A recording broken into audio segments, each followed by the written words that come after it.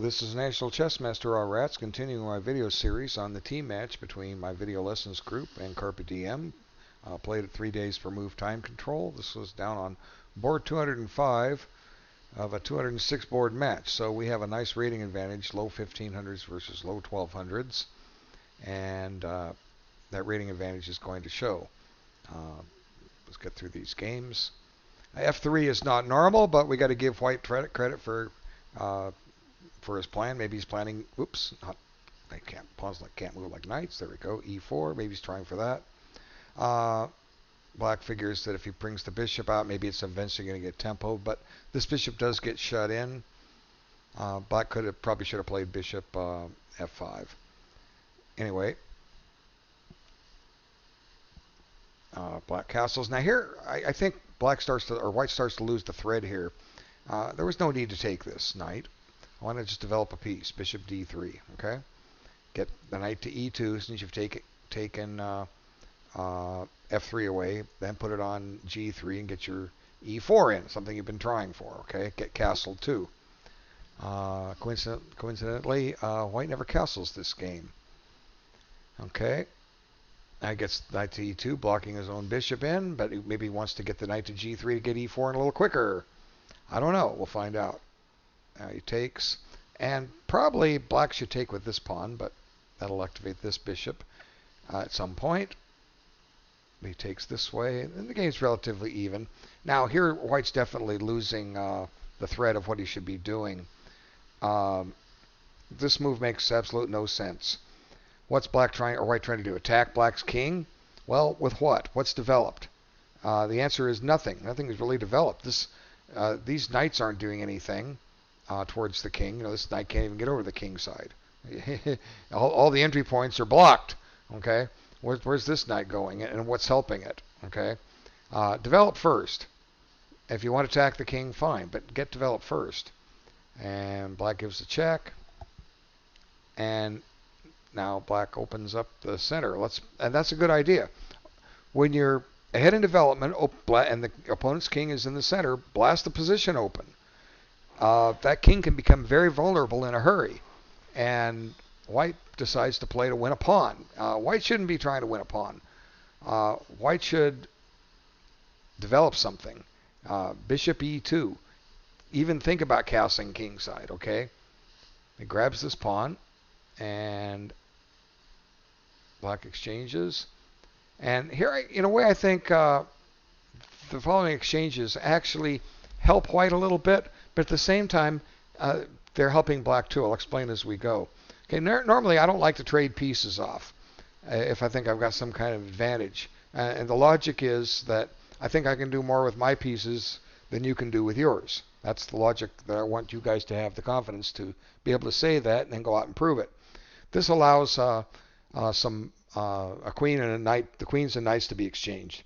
But it's good in that this board is opening up, and the bishop pair is really valuable in an open position. So actually, this actually helps Black a great deal. And now White makes a move which develops the Black queen. I'm sorry, White makes a move which develops the Black rook. I just dyslexic as all heck with my piece names. So now Black's controlling the only open file that's occupied. The C file's open too. Black has a bishop raking across the board, and Black just needs to get these guys out. White still hasn't castled, and as I said, White's not going to castle. And Black goes and grabs his pawn back, and then Black goes and attacks another pawn. And now let's see.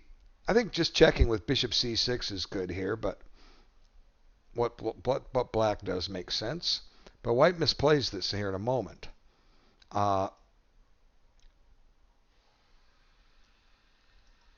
What White should do is grab this pawn and restore a material equality. But he doesn't. Now, Black is still for choice here. The board is really favoring the bishops, and Black does have an outside pawn and pass pawn, and that pawn can roll in a hurry, and those bishops are going to help it. And there's already a rook behind it, and one that's ready to penetrate too. So black's close to having a strategically winning game here, but white needed to grab that pawn, and now black is just going to roll him up. White steps into a pin. Black guards the pawn, pins this pawn on f4, and all of a sudden white's under pressure. And he needed to move his king here. Back to f2, I suppose, but white goes and gives up material. Black grabs this pawn with check because he's going to take on h1. And now suddenly, even though black no longer has the bishop pair, black's up the exchange. Okay, rook for a knight. Quality is what it's called in Europe. Okay, now knight c3, but this is just running into trouble. There's an immediate fork winning the piece, but black just gets his other rook into play because where's that knight going? It should go back to e2, and now it goes back to a3. Now comes the fork, but then actually black has better than the fork. Let's go king hunting, and now here's the kind of position you just love to have in a correspondence game because you have time to figure things out. Black to play mates in 2 moves. It's pretty basic and straightforward. Let's see. The way to do it is to check with the pawn on h6. Now that leaves the king 1 legal move, and there's the mate. But white's going to either get mated or have to have a disaster on his hands. Black opts for bishop e4, and after knight c2, white's going to get mated in 1, and black has his choice. He can play h6, but he opts for f6 mate. But really, there was nothing white could have done. I mean, he can stop the mate, I think, at only a disastrous material loss. Let's see, what can he do? He can play f5 to give a flight square. Well, you know, black can always just grab this.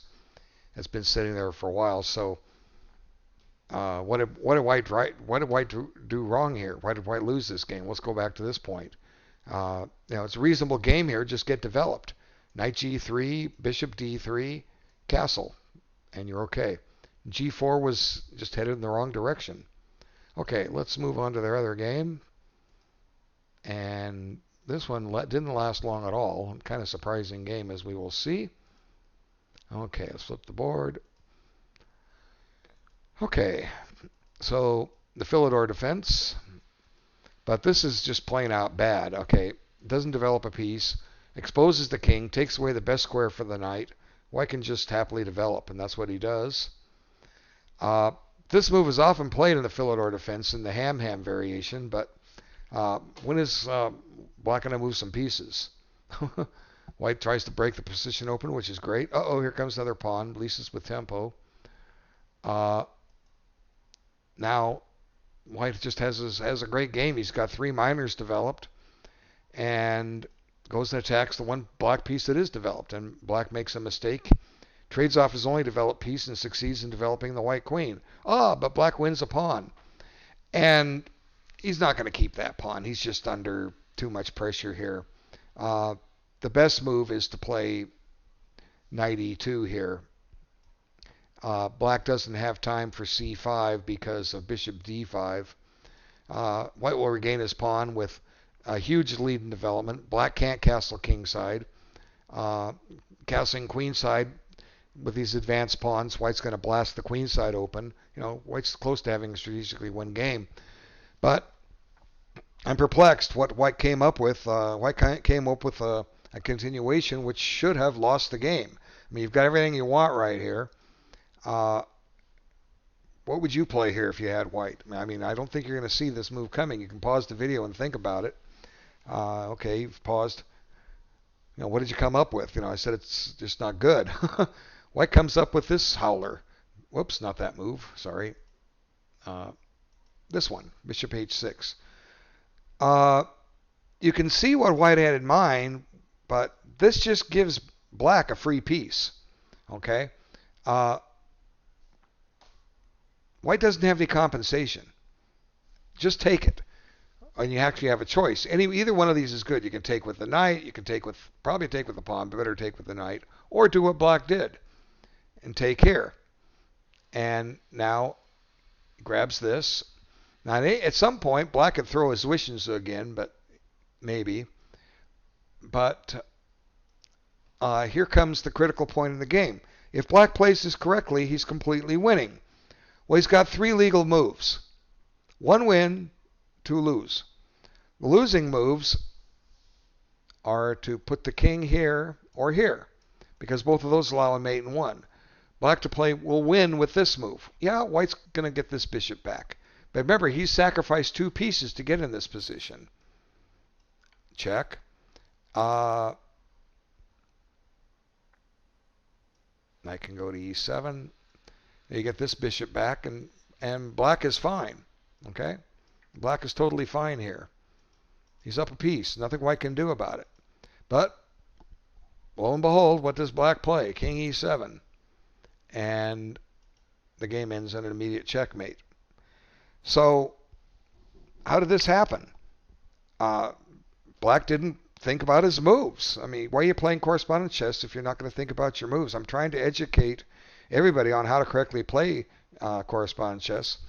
Here you have to analyze. You're in check. The rules say you have to get out of check. You can't take the queen. You can't block the check. That means move the king. Okay. 3 squares to go to. On each one, you analyze what does white do next. Okay, if I play here, let's see. Oh, I can't play there. That's a mate. Okay, let's try the other 2. Let's try here. What's he do now? How can you miss this if you saw it against king f8? Therefore, the move is almost automatic if you actually think beyond one move. Then you're saying, "Oh, I'm going to lose my bishop. I'm trying not to lose my bishop."